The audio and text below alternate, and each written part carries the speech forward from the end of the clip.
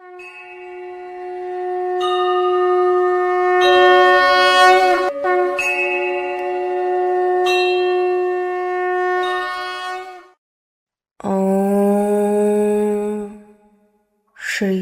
परमात्मने नमः। श्रीमद् भगवद गीता अथ द्वितीयो अध्यायः।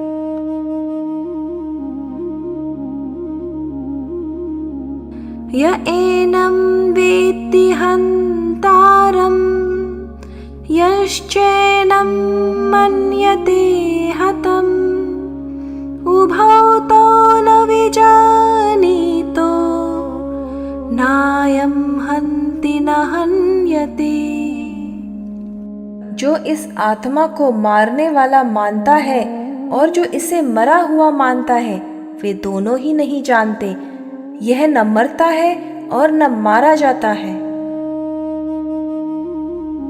मारना और मरना दोनों गलत कैसे? यह श्लोक बहुत सूक्ष्म और गहरा है। भगवान कहते हैं कि जो व्यक्ति यह सोचता है कि मैंने किसी को मार दिया या यह मारा गया, वह दोनों ही आत्मा के वास्तविक स्वरूप को नहीं समझ पाया। कारण यह है कि आत्मा में कर्तापन ही नहीं है। यह ना तो किसी को मार सकती है, ना ही स्वयं मारी जा सकती है। यह समझना जरूरी है कि आत्मा शरीर के बिना कोई भी क्रिया नहीं कर सकती। जैसे कोई कारीगर बिना औजार के कुछ नहीं बना सकता, वैसे ही आत्मा भी शरीर के माध्यम के बिना कोई कर्म नहीं करती। पर जब आत्मा शरीर के साथ अपनी एकता मान लेती है, तभी वह स्वयं को कर्ता समझने लगती है। फिर युद्ध की इस बात का असली मतलब क्या है? अर्जुन के लिए यह श्लोक विशेष महत्व रखता है, क्योंकि उन्हें डर था कि युद्ध में वे अपने प्रियजनों को मार डालेंगे। भगवान यहाँ स्पष्ट करते हैं कि आत्मा के स्तर पर न कोई मारने वाला है न मरने वाला। शरीर पर क्रिया होती है, पर आत्मा उससे अछूती रहती है। वह ना कभी विकृत होती है, ना ही उसमें कोई परिवर्तन आता है।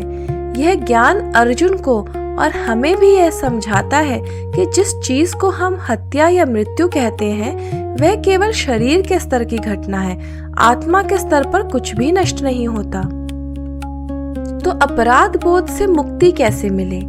बहुत बार हम किसी कठिन फैसले के बाद, जैसे किसी को नौकरी से निकालना या किसी रिश्ते को खत्म करना, लंबे समय तक एक अपराध बोध में डूबे रहते हैं।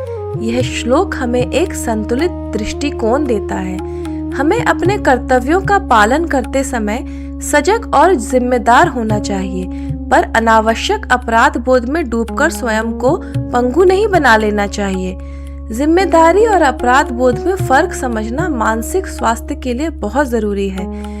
मनोवैज्ञानिक भी यही सलाह देते हैं कि अपनी गलतियों से सीखना जरूरी है, पर उन्हें बार बार कोसना मानसिक स्वास्थ्य के लिए हानिकारक है। जिम्मेदारी लेना और स्वयं को कोसना ये दो अलग बातें हैं। अगली बार जब कोई कठिन निर्णय लेने के बाद अपराध बोध घेरे, स्वयं से पूछिए, क्या मैंने ईमानदारी से अपना कर्तव्य निभाया? अगर हाँ, तो स्वयं को क्षमा करना सीखिए। जब भी आप किसी गंभीर निर्णय को लेकर अत्यधिक अपराध बोध या भय से घिर जाएं, खासकर अगर वह निर्णय किसी और को अस्थायी रूप से कष्ट पहुंचा सकता है, जैसे किसी को कठोर सच बताना या कोई कठिन पेशेवर निर्णय लेना, तो यह समझने का प्रयास कीजिए कि आप शरीर और भौतिक परिस्थिति के स्तर पर काम कर रहे हैं, जबकि दूसरे व्यक्ति का वास्तविक कल्याण उससे कहीं गहरे स्तर पर है। इसका अर्थ यह नहीं कि हम लापरवाह हो जाएं, बल्कि यह है कि हम अनावश्यक अपराध बोध से मुक्त होकर स्पष्टता से अपना कर्तव्य निभा सकें।